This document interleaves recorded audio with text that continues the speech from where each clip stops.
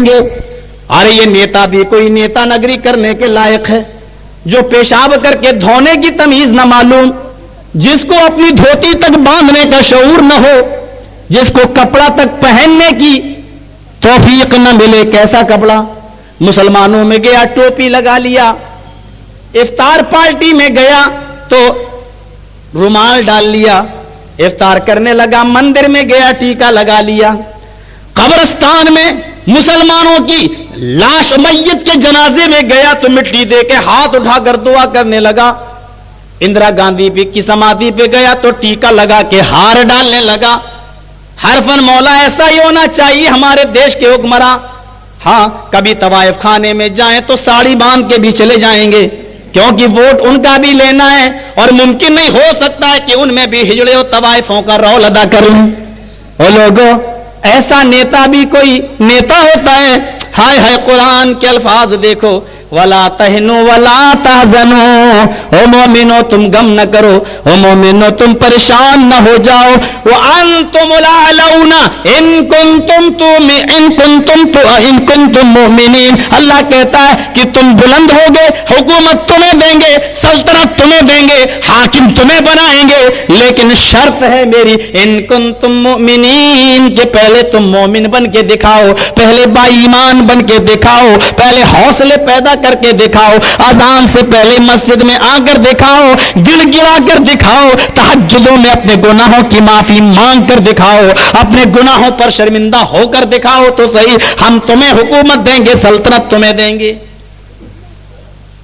कुरान का वादा है, अल्लाह का वादा है, करो तो सही।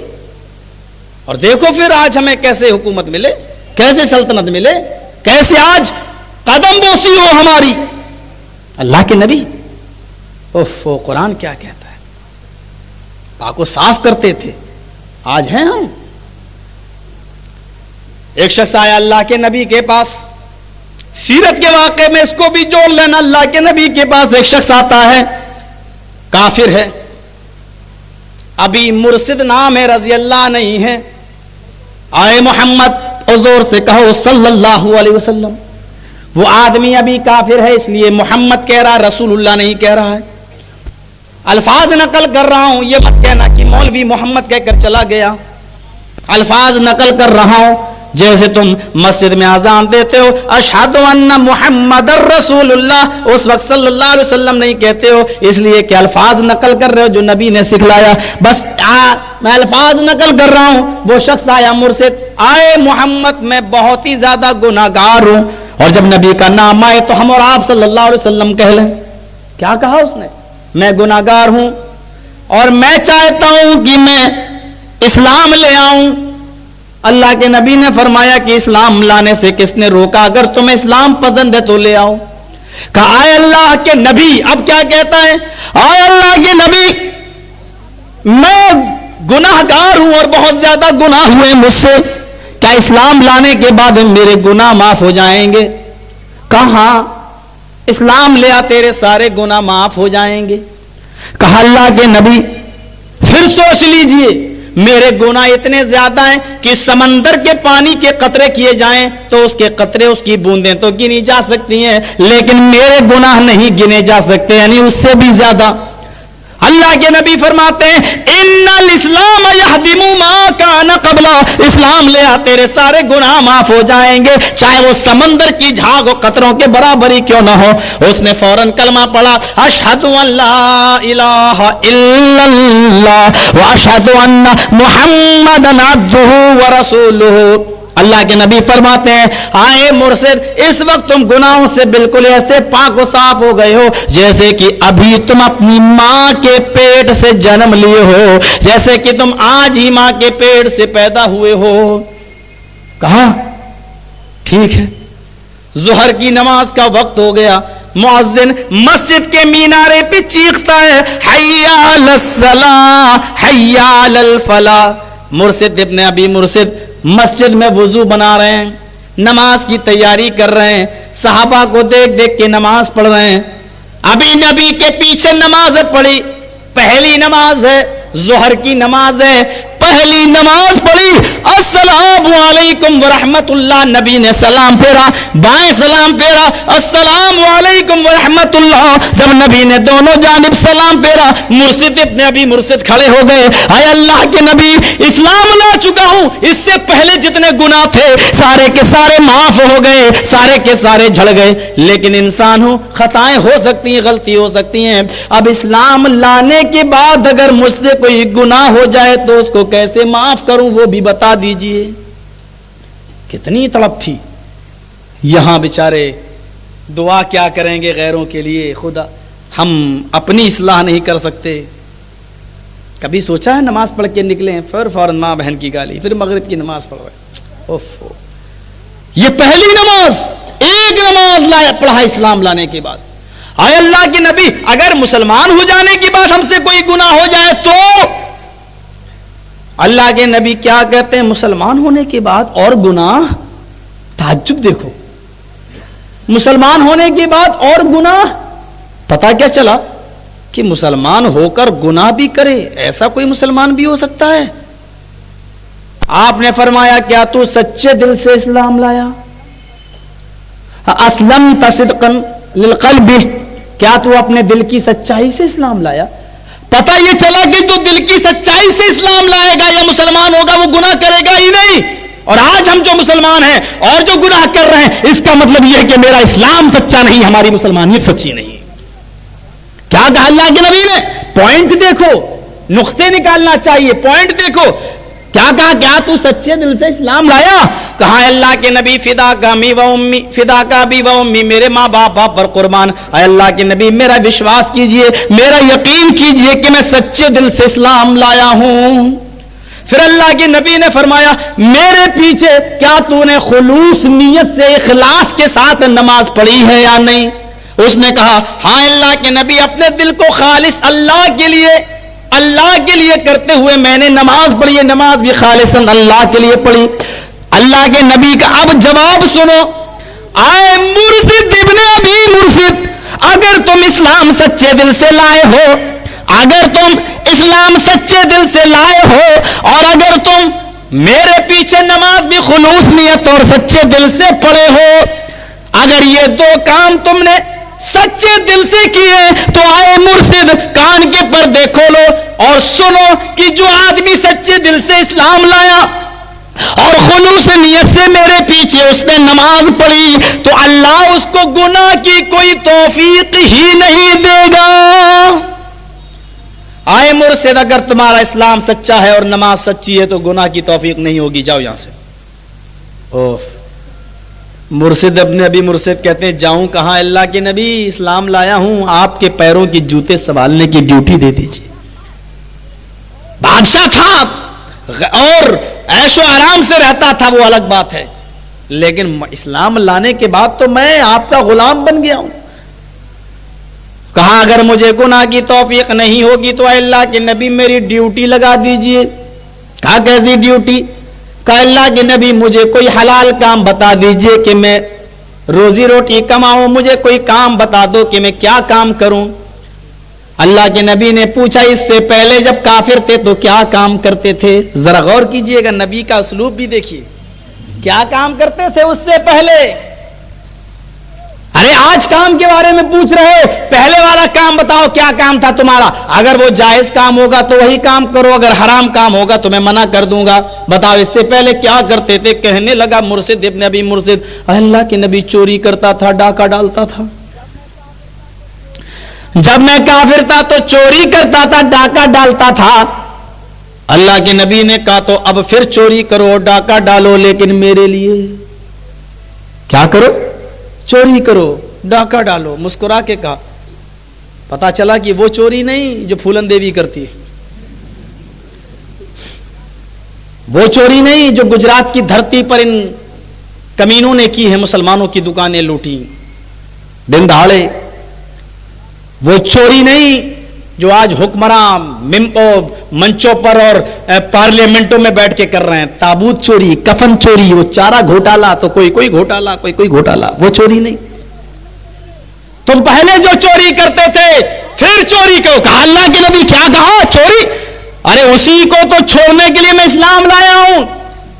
आपकी आंखों में आंसू आ गए। का मुर्शिद, मैं वो चोरी के लिए नहीं कह रहा हूं जो तुम करते थे, बल्कि मेरे मजलूम कुछ साथियों को मक्के के काफिरों ने, मक्के के नास्तिकों ने गिरफ्तार कर लिया है। आए मुर्शिद, मैं चाहता हूं कि तुम्हें मक्का में भेजूं, और मक्के के काफिरों ने हमारे उन मजलूम बेबस बेकस मुसलमानों के पैरों में बेड़ियां डाल रखी हैं और ताले लगा रखे हैं। चूंकि तुम डाका डालते थे इससे पहले, इसलिए तुम्हें बेड़ियों के ताले तोड़ने की महारत होगी। भाई चोर और डकैत तो सब जानता ना कि ताला कैसे खोला जाए। वो एक लतीफा सुना था ना, एक बहुत अमीर आदमी था बेचारा, और अलमारियों में रुपया रखता था, 500-500 के नोट वोट रखता था उसमें, और उस अलमारी पे उसने स्टिकर लगा दिया था, इन्नल्लाह यरज़ुक़ु मन यशाउ बिग़ैरि हिसाब, कि अल्लाह जिसको चाहता बगैर हिसाब के रिज़्क़ देता है। एक डाकू और चोर आया, वो खोलना जानता था, उसने चाबी ली और किसी तरीके से कील से खोल लिया और सारी दौलत झोले में भर दी, और उसको हटाकर दूसरा स्टिकर लगा दिया कि इन्नल्लाह मास्साबिरीन। उस चोर ने भी स्टिकर लगा दिया कि इन्नल्लाह मास्साबिरीन। घर वाला सुबह उठा, कहता क्या बात है, बड़ा अजीब मौजिजा है, तो कुरान वाकई मौजिजे वाली किताब है। यरज़ुक़ु लिखा था, ये साबिरीन। अलमारी खोलता तो कहता है वाकई चोर तू भी अहले ईमान ही होगा। यह मुसलमानों की हालत है कि चोरी भी कर रहे हैं तब भी देख रहे हैं कि कुरान की आयत लिखी हुई है, फिर भी नहीं चूकते बेचारे, बल्कि सब्र का स्टिकर और लगा जाते हैं कि सब्र करो, अल्लाह सब्र करने वालों के साथ है। वही मामला मुर्शिद अपने अभी मुर्शिद से कहा, क्या है मुर्शिद, जाओ तुम ताला तोड़ने में माहिर हो, रात की तारीकी में दीवार पे चढ़ना और छलांग लगाना, उन बेड़ियों के तालों को तोड़ना और मजलूम सहाबियों को उनकी कैद से छुड़ा के लाना, ये मेरे लिए डकैती डालो। कहा ठीक है। वो हमारे भी ईमानी भाई हैं। मुर्शिद इब्ने अबी मुर्शिद दिन के उजाले में ही मक्के में पहुंच जाते हैं 1-2 दिन के अंदर, और रात का इंतजार करने लगे। रात की तारीकी का फायदा उठाया और उस जगह की तरफ चल दिए जहां मजलूम साहबी कैद थे। मुर्शिद इब्ने अबी मुर्शिद ने दीवार पहचान ली और पंजों के बल चढ़ने लगे। अभी चढ़े भी न थे कि उसी गली से एक औरत आई हुई दिखाई दी, अन्नाक नाम की। वो औरत आई जिसका नाम अन्नाक था। आते ही वो पहचान गई कि ये तो लंबा चौड़ा तंदुरुस्त आदमी मुर्शिद इब्ने अबी मुर्शिद है, और जमाने जाहिलियत में इसके साथ मेरे ताल्लुकात थे। उसको नहीं मालूम कि ये आदमी मुहम्मद रसूलुल्लाह पर इस्लाम ला चुका है। वो एकदम चीख कर कहती है, आए मुर्शिद, मैं कितने दिनों से तुम्हारे इंतजार में हूं और तुम कहां चले गए, नीचे उतरो। मुर्शिद फौरन नीचे उतर जाते हैं। अरे नाक, क्या बात है? कहा रे कितनी रातें ऐसे ही गुजर गई तुम्हारे इंतजार में, चलो चलो आज तन्हाई है, अपना विसाल पूरा करें, अपनी ख्वाहिश पूरी करें। उसने हाथ पकड़ के मुर्शिद को खींचा, जल्दी चलो, रात काफी गुजर चुकी है।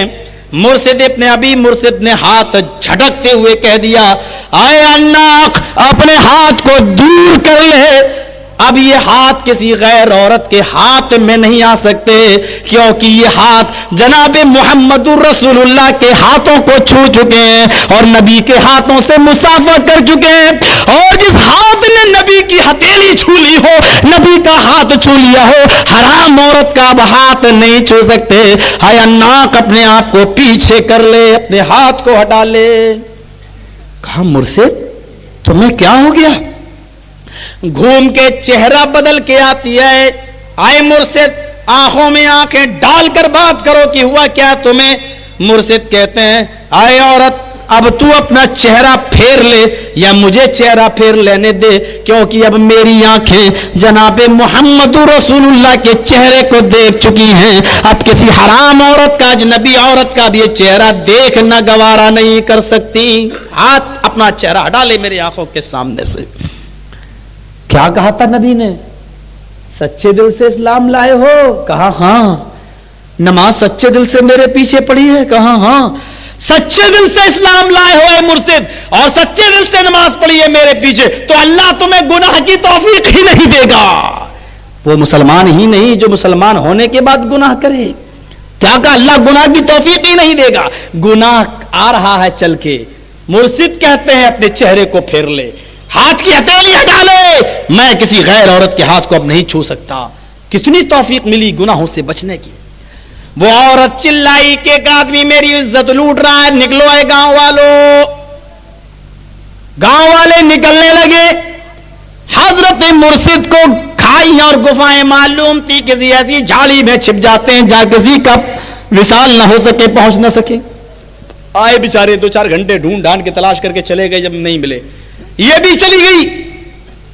फिर मौके का फायदा उठाया, फिर अंगूठे के बल, पंजों के बल चढ़े कूद गए, ताला तोड़ा, कुछ सहाबा को निकालने में कामयाब हुए और लेकर अल्लाह के नबी की खिदमत में हाजिर हुए।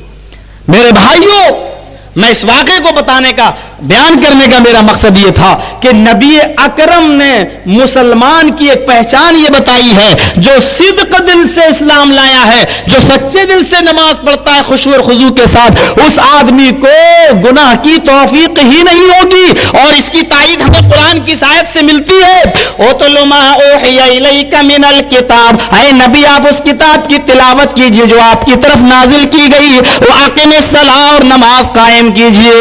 इन्नस सलात तन्हा अनिल फ़हशाई वल मुनकर, नमाज इंसानों को बेशर्मी और बुरे कामों से, बेहयाई के कामों से रोक देती है।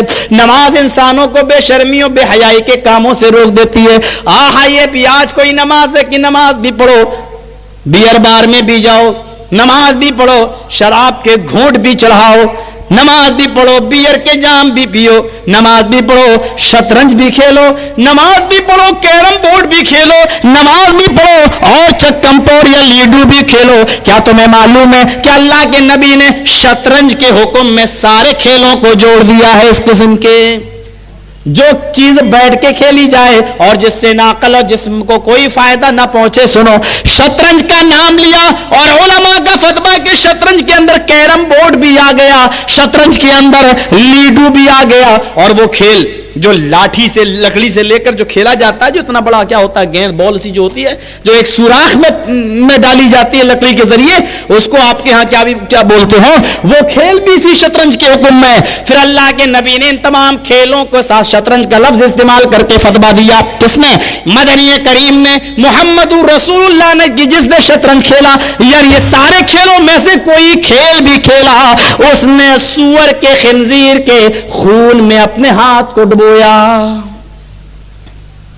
नफरत है सूअर से, उसके खून से। अरे मौलवी आते हैं कहते रहते हैं, हाँ कोई बात नहीं, ये इसलिए सोच रहे हो ना कि शैतान ने हमारे जहन पर डाका डाल दिया है, इसलिए हम समझ नहीं पा रहे कि कितना गंदा काम है।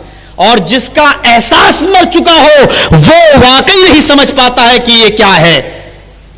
कोई औरत हमारी बिरादरी की हो, तवाइफ खाने के अड्डे पे बैठ जाए तो हम और आप क्या सोचेंगे, यार कितनी है गलत औरत है, क्या काम कर रही है, जिस्म बेचती है, पैसा लेती है।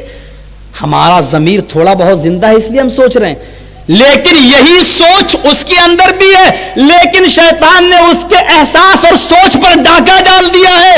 जिसको आप गलत समझ रहे हैं उसको वो अच्छा समझ रही है, जिसको आप लानत समझ रहे हैं उसको वो बरकत समझ रही है, जिसको आप गलत कह रहे हैं उसको वो औरत रोजी रोटी समझ रही है। वो सोच रही है कि ये इनकी सोच है, ये हमारी सोच है, वो उसको धंधा समझ रही है। मेरे भाइयों, अंदाजा लगाओ कि उसकी सोच वैसी है, ये हमारी सोच है। अगर हम अपनी सोच को 1400 साल पुराने सोच की तरफ ले जाएं तो शतरंज भी हमें बुरा दिखाई देगा, कैरम बोर्ड भी हमें बुरा दिखाई देगा, लूडो भी हमें बुरा दिखाई देगा, क्योंकि हम इसको 14वीं सदी के बाद, 1400 सालों के बाद दूसरे जहन से सोच रहे हैं। इसलिए न हमें जिनाकारी बुरी दिखाई देती है, न किसी गैर लड़की पर नजर पड़ने की चीज बुरी दिखाई देती है। मेरे भाइयों, शैतान ने हमारे एहसास में डाका डाला है, और अल्लाह के नबी की हदीस है कि जब तुम्हारे अंदर शर्म हया नहीं रही तो जो कुछ करना चाहो करो, तुम आजाद हो। यानी शर्म हया ही पर डाका पड़ गया तो अब तुम किसी की नहीं मानोगे और किसी की बात नहीं सुनोगे। यही अल्लाह के नबी की हदीस है,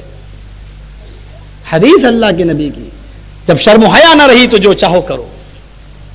मेरे भाइयों, اللہ تعالیٰ نے اللہ کے نبی کو کیا بتایا؟ رحمتُ للعالمین. آئیے ذرا اس پوائنٹ پہ آ جائیں جہاں سے شروع کیا تھا. رحمتُ للعالمین. اور خود کو کیا کہا اللہ تعالیٰ نے اپنے آپ کو؟ رب العالمین. یعنی ہم میں اور نبی میں صرف اتنا کتنا فرق ہے؟ ہم میں اور نبی میں اتنا فرق ہے کہ عرش پر خدا ہے اور فرش پر مصطفیٰ ہے. اتنا فرق ہے بس. اللہ کے بعد اگر سیکنڈ درجہ اور سیکنڈ مقام کسی کا دیا جا سکتا ہے تو جناب محمد رسول اللہ صلی اللہ علیہ وسلم کو دیا جا سکتا ہے. لیکن ہائے افسوس، ایک نقطہ یہاں پر بھی حل کر لو. لوگوں نے اللہ اور نبی میں فرق نکالا تو اتنا فرق نکالا کہ پتہ ہی نہ چلا کہ اللہ کون اور نبی کون. آج اس فرق کو دیکھا. قوالیوں میں سنا تو کیا پڑھتے ہیں؟ جو عرش پہ مستوی تھا خدا ہو کر، مدینہ میں اتر پڑا مصطفیٰ ہو کر. بتاؤ میرے بھائیو، آج اللہ اور نبی میں کیا فرق نظر آیا؟ کہنے لگے اللہ نے اپنے نور سے محمد الرسول اللہ کو پیدا کیا. اب سوال کیا میں نے کہ اللہ کا نور محمد تے، کہنے لگا ہاں. میں نے کہا اللہ کھانا کھاتا ہے تو کیا دعا پڑھتا ہے؟ کہنے لگا کیسا مولوی ہے تو. ہم نے کہا اچھا اللہ لیٹرین میں جاتا ہے تو کیا دعا پڑھتا ہے؟ کہنے لگا ارے وہ کیا لیٹرین کرتا ہے؟ مولوی تیری کھوپڑی میں پتھر پڑ گئے. ہم نے کہا میری کھوپڑی میں پتھر نہیں بھر گئے بلکہ تیری کھوپڑی میں گوبر بھر گیا. کہنے لگا کیوں؟ ہم نے کہا اللہ بھی نور، نبی بھی نور. اور اللہ کھاتا نہیں، اللہ پیتا نہیں، اور نبی کھاتے ہیں اور نبی پیتے ہیں. اللہ کھاتا ہے نہیں، اللہ پیتا نہیں، اور نبی کھائیں تو دعا پڑھیں بسم اللہ. نبی لیٹرین میں جائیں تو اللہم انی اعوذ بک من الخبث والخبائث پڑھیں. کہنے لگا بات تو صحیح ہے لیکن مانوں گا نہیں. او لوگو، آج کوئی فرق ہی نظر نہ آیا. ہائے ہائے، کیا تمہیں اتنی سی بات سمجھ میں نہیں آتی؟ اور ایک حدیث میں آپ کو سناؤں. اللہ کے نبی صلی اللہ علیہ وسلم کیا فرماتے ہیں؟